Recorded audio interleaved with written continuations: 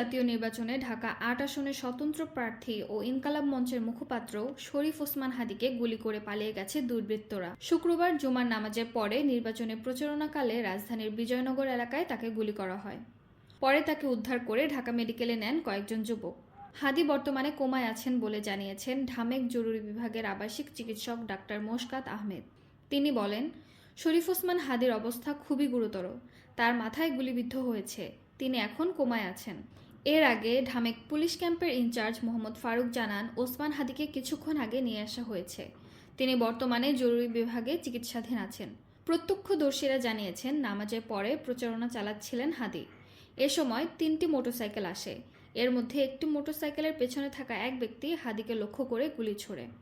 পরে মোটরসাইকেলগুলো দ্রুত গতিতে পালিয়ে যায়। এই বিষয়ে ঢাকা মহানগর পুলিশের গণমাধ্যম ও জনসংযোগ বিভাগের উপকমিশনার মোহাম্মদ তালেবুর রহমান বলেন, 2টা 25 মিনিটে 3টি মোটরসাইকেল করে দুর্বৃত্তরা আসে।